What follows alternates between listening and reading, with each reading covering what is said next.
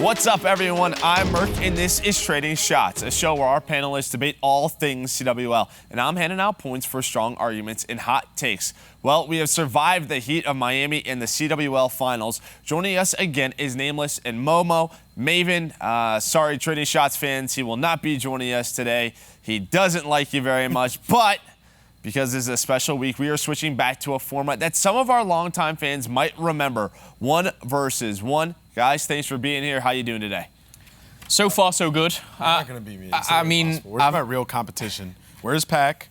Where's Ben? Where's Clint? You could have said you're doing pretty good today. You went right for Are they Phil scared right of away. me? Well, I mean, we've done a lot today. Yeah. I've been working, man, and now I got to beat up on this redhead. Seems very hostile over Okay, here. well, Very Phil, defensive. how are you, Phil? I was okay. I was actually pretty okay, Joe. Now I'm trembling in my boots.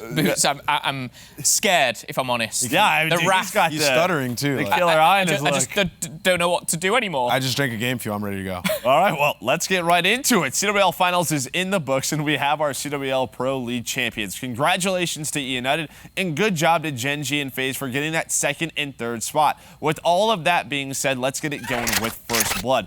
I want to know, boys, what was your biggest takeaway from the finals event? Nameless, we're going to start with you. Biggest takeaway.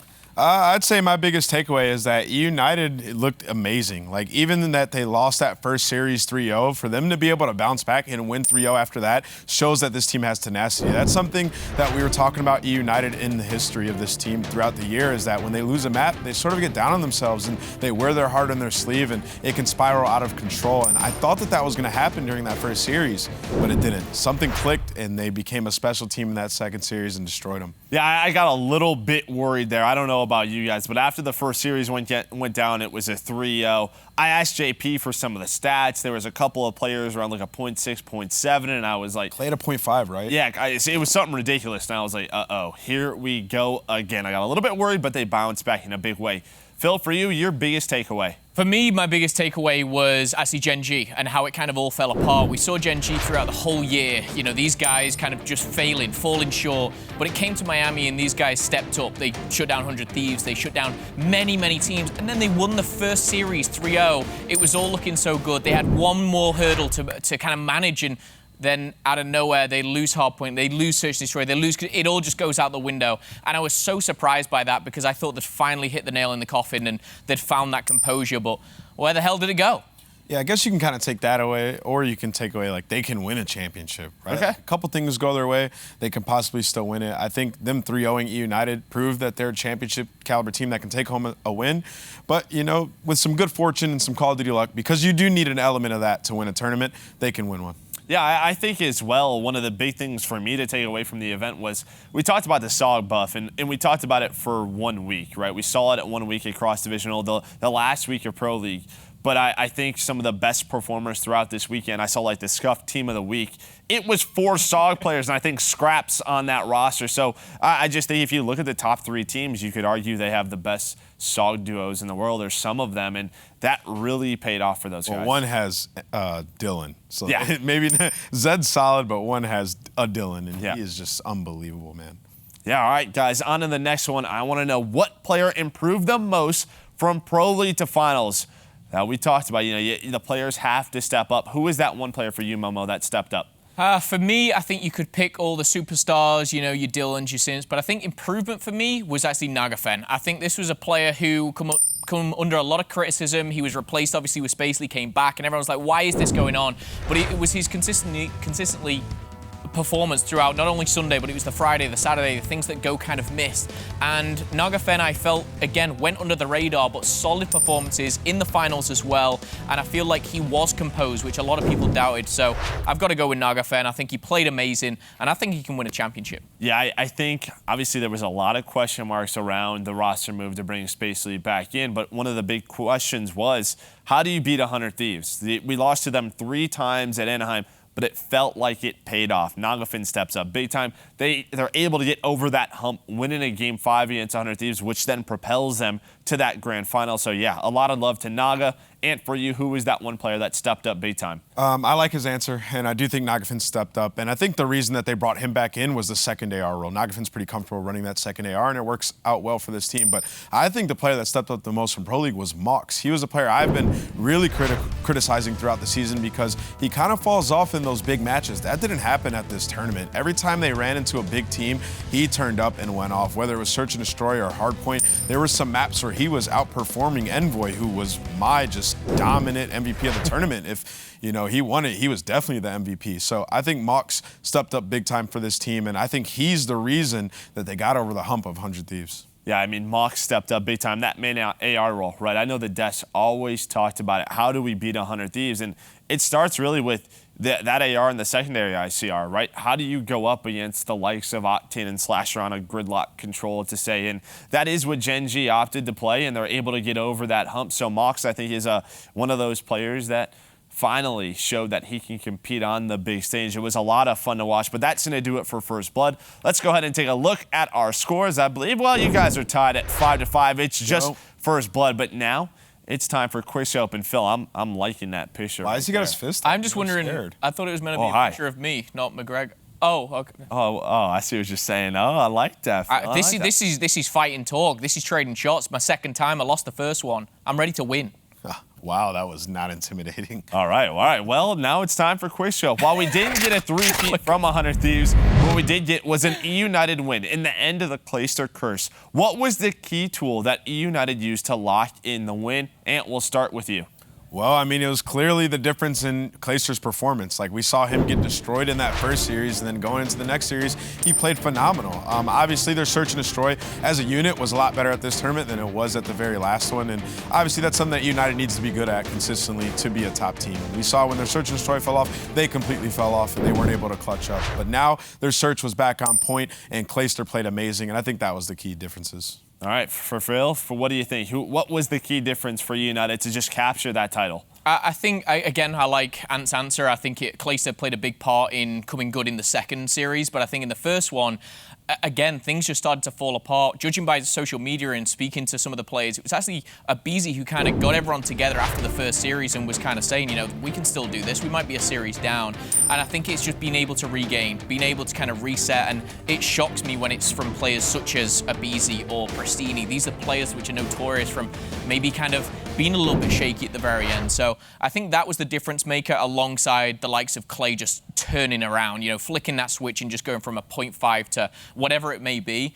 But overall, I think it is definitely kind of a team-based switch. It was team-based. It was like all five played amazing, yeah. Right? They all changed the way they were playing that second series. It was crazy to see that turnaround. Yeah, they all played great, right? I think it was a team effort, but I will say, when you look at the Anaheim performance till them winning now, Simp played how we expect Simp to play, right? And when you get a weekend where he is going to put up MVP-level performances, I feel like eUnited had to capture it, and they were able to capture it here this weekend in Miami, so I think that was big for them. The question will be, if you don't get an MVP-type performance from them, who is going to be that player that steps up? I thought Abizi did play great. Like, it just feels like as soon as one player drops off, another can step on up. That's what eUnited needs to maybe take home the CWL Championship. We'll have to wait and find out. But now on to 100 Thieves. 100 Thieves are on track to take another event with a lot of us believing they could do it. What do you think happened to them in Miami? Phil, we're going to start with you. What do you think went wrong with our back-to-back champs? I think these guys were shocked straight away off the bat. It wasn't like a normal tournament. It wasn't playing your pool play games in Friday. It was going straight into a red-hot phase. FaZe, of course, as well, just come off the back of, a boot camp, which clearly helped them a lot. And I think losing that first hard point, it was, hang on a second, this is a different phase. Then we saw FaZe winning an S&D. It was a 3-0 shutdown, and 100 Thieves found themselves in the loser bracket so early on. And I think that was still a point where a lot of people, including myself, were like, they're fine. They can come back from this. These guys can still win the tournament.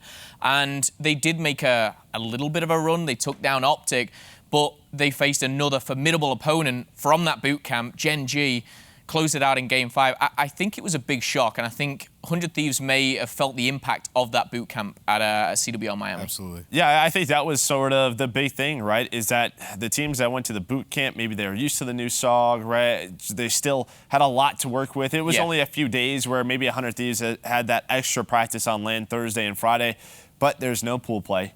there's no time to have a slow start, and that's exactly what 100 Thieves did. They had a very slow start. And you're thinking, they 3-0 OpTic, one of their biggest rivals, and you thought everything was going to go well because they played GEN.G next, and they dominated GEN.G at Anaheim. But that didn't happen. I was very surprised as well. Nameless, for you, what was that one thing that 100 Thieves just needed? I think the one thing 100 Thieves needed was to go to that boot camp or try to get some land practice. Unfortunately, they weren't invited to it. But, 100 Thieves, the solid gameplay was just not there early on in the tournament. We saw them get exposed by 2 teams that did go to that boot camp and get used to that new SOG. And Abel talked about it on Hot Mic prior to the tournament, that was the one thing that he was slightly worried about. Also, previous to that tournament, they were talking about how they weren't getting that great of practice during cross-divisional. Keep in mind, there were only a few weeks between cross-divisional and the playoffs. So if they weren't getting the best practice during cross division, they only had a short time to fix their issues. They were going game 5 in a lot of those matches. So I think that the biggest enemy to 100 Thieves was themselves during that time. They needed to capitalize after their back-to-back and extend that gap between the next team. They didn't do that, and they didn't have enough time, and teams went and made a lot of progress against each other. The top 3 teams all went to that boot camp.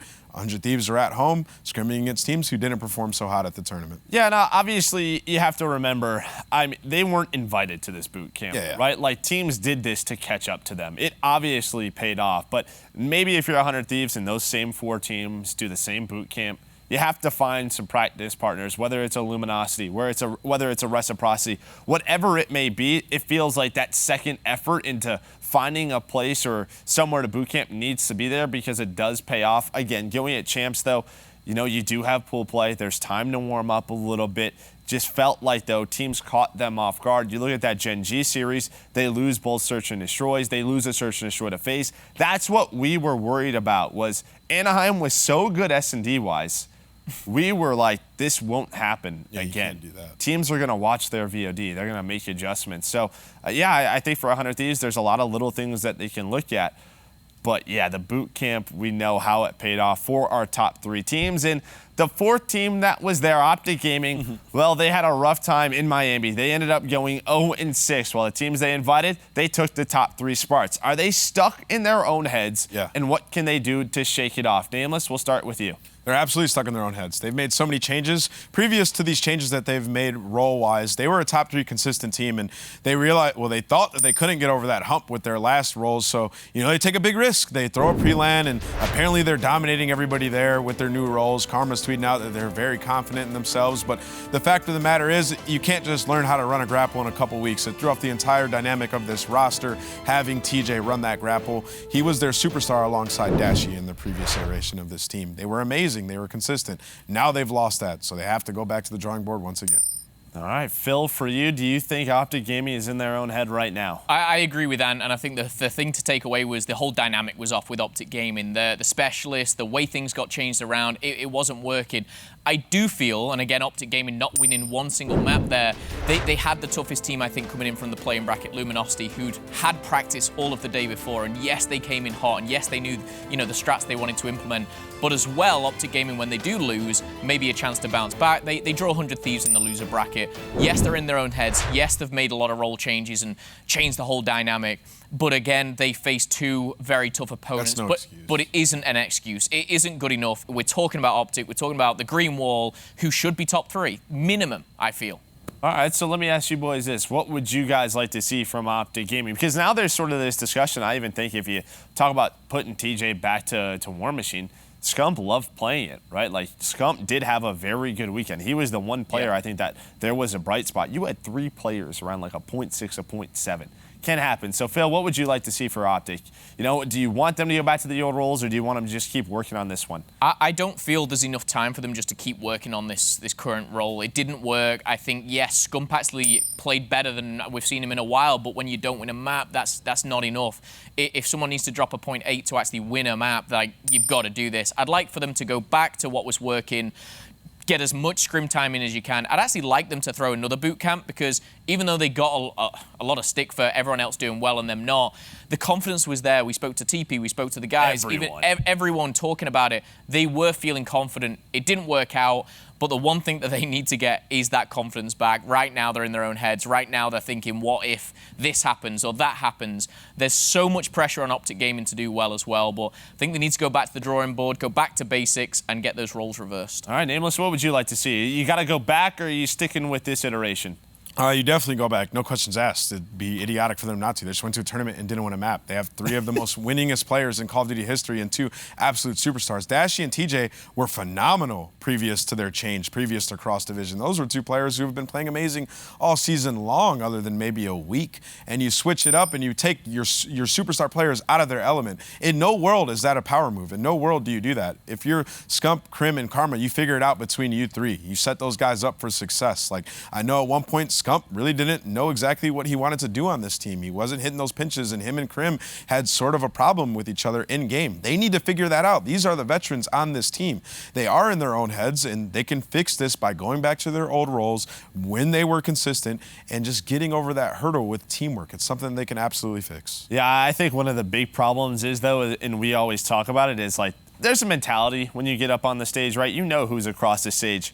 The issue is OpTic, not only did they lose 0-6. They lost to the 2 of their biggest rivals in the sport. You lose to Formal and Luminosity. You lose to 100 Thieves. So if you play those teams at Champs, it's not the confidence that you always have when you're on an OpTic Gaming team. It's crap. Like, these guys beat us the last time. They're going to have a ton of confidence. They're going to be able to really come out with that firepower. There is a mental game to this sport. Oh, yeah. And right now, they have an edge over OpTic Gaming. So, I mean, I can speak to that. Like, before, in previous years, when there's like that top dog team like OpTic Gaming, like, you're kind of nervous to play that team. It's like, oh, we got OpTic in the bracket. Well, OpTic's like compromised right now in the scene. Like, mentally, people, when they're about to play OpTic, are like, okay, we're gonna dominate this team. Like, they didn't even win a map at the last tournament. So it's like a crucial point in this OpTic team in their year that they need to become that deadly underdog team that has a chip on their shoulder. That's something they haven't had in a while, but going into the season they had it. Yeah, going into because they weren't great at the end of last year. So right now, I mean, it could come full circle, but they need to be that team once again and have that killer instinct that we haven't seen them have all season long. All right, on to the next team. We're going to focus on GEN.G. GEN.G has been in back-to-back finals, but have yet to secure the win. Has GEN.G learned enough to clinch the victory at Champs? Phil, we're going to start with you, and really what I want to focus on, obviously, some players haven't even been to a grand final, right? Yeah. GEN.G now, they've been to 2 grand finals. Do you think that has given them enough to carry on and maybe win COD Champs? They, without a doubt, have the talent, have the players to win champs. They're back-to-back finalists, and we saw in that first series of the finals what they could do. And I think that they've got 2 very, very special players in Envoy and Havoc who can literally run riot amongst every team. For me, the biggest hurdle was 100 Thieves. You know, these guys were like a little bit too much. They've overcome that hurdle already, and that's before champs has even begun. And going forward, again, I feel like GEN.G matching up against anyone now. You know, I look at both teams and I think, yes, they absolutely can because they've got the consistency of Morks, they've got the fire, the pace of Envoy and Havoc. And then, you know, the whole roster itself just seems to be on that same page. And I credit a lot of that to Nagafen. I thought he was kind of the weak link, and the whole Naga to Space Lee and back was going to really hurt them. And it didn't seem to at all. The one thing I worry about is if they get to that finals again, they sit in those seats and they go, we've been here before, and it all starts to crumble. Can they get there? Absolutely. Can they win it? I think so. It's going to be difficult. Yeah, I think it is going to be difficult. Nameless, for you, do you think that this experience of going to back-to-back finals has taught them enough to win? Yeah, I mean, I got second place at a couple tournaments before I got my first championship. You have to get there to know what the environment's like, to know how to win. And they've learned from their first second place. They beat 100 Thieves this time. They've beaten every team that's a possible threat to them in a tournament. They beat OpTic, they beat 100 Thieves, they beat eUnited.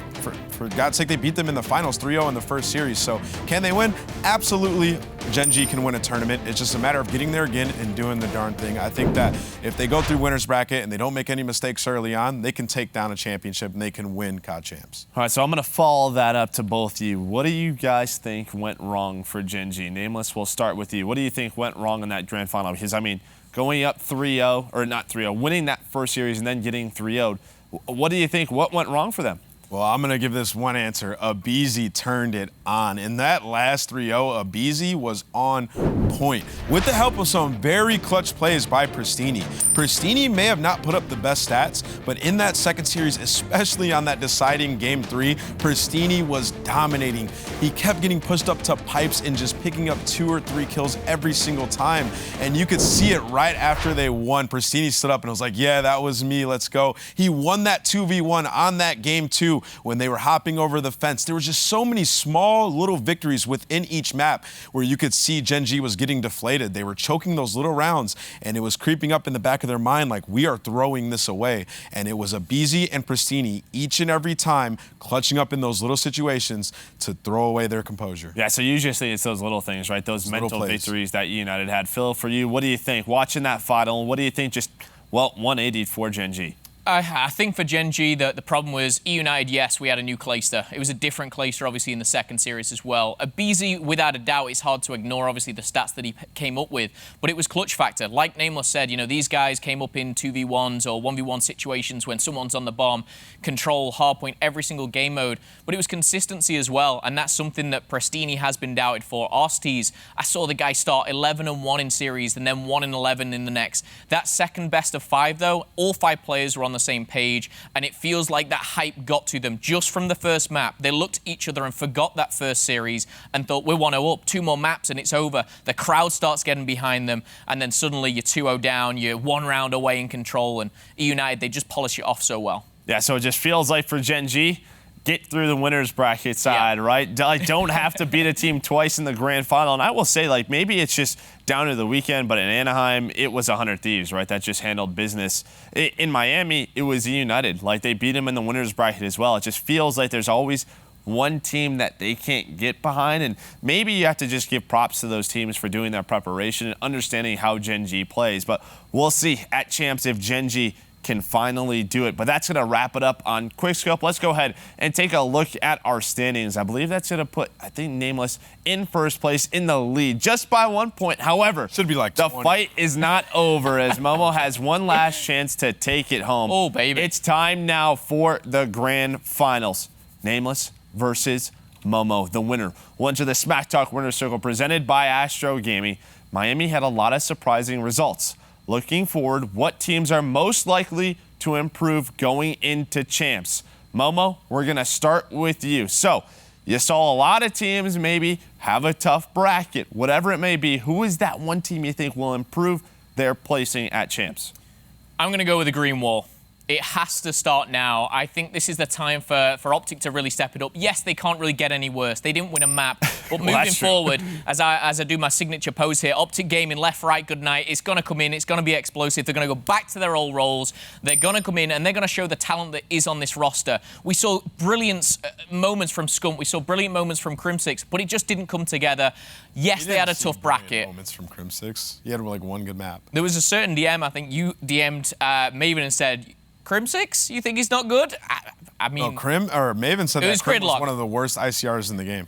Brilliant moment is high praise. Well, nobody really had a lot of brilliant moments when you 0-6, right? Yeah, certain signs of light, but I do think that it has to get better. I think it comes back full circle. Do they win? Probably not. But do they improve? Absolutely. I can see OpTic Gaming getting a top 4 here, and I think it has to start now. They need to relieve the pressure. They need to give something back to the Green Wall. They deserve it. I mean, that sounds all special and nice, but I could see them just getting double bopped out of it. Isn't that crazy, though, that this may be like the first time we're talking to ourselves about predictions and OpTic? We're like, yeah, we could see them winning it, but it's like, I don't know. Phil had a lot of passion behind that, spiel he just had. But no, I know you don't see them winning it, but that's crazy, right? Like, it's crazy to weird. Think, like, a positive for me right now for OpTic would be a top 4. And you're like, that's something. But OpTic second place is never enough.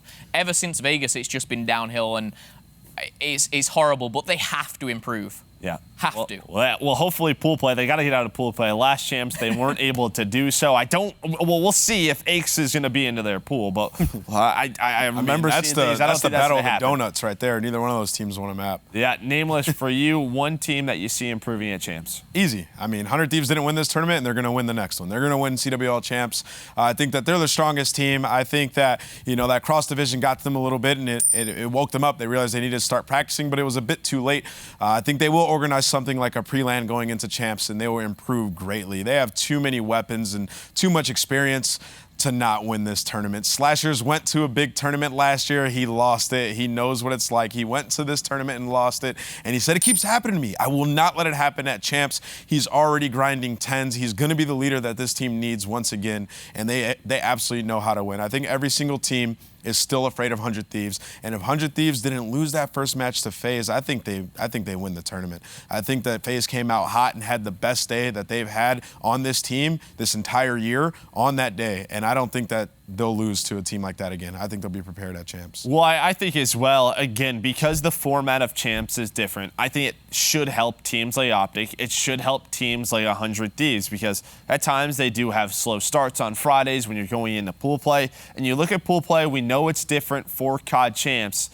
I mean, you're not playing the best teams in the world, but it should be good practice. Plus, those days you're always scrimming. It just feels like more time. Getting used to this different meta is going to be better to get them in that championship mindset. You just get warmed up, right? Like yep. you play Wednesday all the way up until Sunday. So by the time 100 Thieves plays a formidable opponent, they've played like 6-7 games already, and by that time it doesn't matter if they didn't have a boot camp. They just played a couple games on LAN and they're already on point. So that's why I think that they'll come into champs and take it.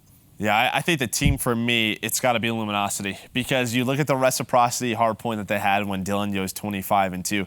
They closed out the game 4 the way they should have. That's a 3-1. Luminosity's moving on to Sunday morning or Saturday night, whatever it was, and nobody wants to play those guys. No way. Nobody wants to play Luminosity. You know how good Formal is. The way Slacked played that weekend. If they get to like a Sunday, I don't know, or like a final, you could argue Slacked was like the MVP of the tournament with the Friday and Saturday that he had. So, yeah, it's going to be a fun CWL Championships. Can't get to it. We're still a few weeks away, but that's going to do it. Let's go ahead and take a look at our scores. And I believe you're both the winners. You are both the winners of the episode. Yo, duo. I love that. And, well, because you both win, I think I'm going to go to the Smack Talk Winner Circle presented by ASTRO Gaming. Merk as the champ for the week. Just kidding, you're not the champ. I'm just taking this away from you guys. Your prize is 60 uninterrupted seconds to say whatever you want to whoever you want. Put on that golden headset. Your time starts right now. Thanks, Dan. I appreciate you very much. You're welcome, dude. I'm going to put on this gold. Someone's got a small head. All right, or maybe I have a big head. Not me. I've never worn it. Maven with a small brain. All right. Who do I want to go to? First and foremost, I want to talk to the fans. The reason is this is not the time to really bring that negative energy to your team. If your favorite team had a bad Miami, you're going into champs, you want to bring them up. So all the negativity, throw it out the window. Get it out of here. It is the last tournament of the year. And, well, you guys need to show some love to your teams. Continue to support them. Don't put them down further in the dumps. And then lastly, North American fans, champs is your last chance to even come close to having a good as a crowd that we saw in London. I need you guys to step it on up. Phil's here. He knows that London was the best. Nameless knows that London was the best. Throw the ball to Momo. Yeah, exactly. Throw the ball to Momo. They know that London was the best. And, well, we need to see more out of you. But that's going to do it. Let's now look at our show wins and react to the standings. I don't even. So that's going to add a win for you, Nameless. Yeah, yes it is. I mean, I'm not even on that. Oh, well, just add that to Benson's win column, right? You guys are like brothers. No, I'd rather give it Nameless. Yeah. So 2 wins for Nameless. I mean, then it makes it 5-5 and, interesting. As long as Maven doesn't win, I'm okay with that. Yeah, can we bring that back up? How many appearances does he have? So he has 4 wins and a 50% win rate. So he's only been on 8 episodes. Yeah, we've been on the same amount, yeah. Mm-hmm. That's just ridiculous. It's like Clint's show, yeah. Unbelievable. All right. World League. Well, that's going to do it. Thank you guys for joining me. And, well, thank you all for watching. We'll see you next time.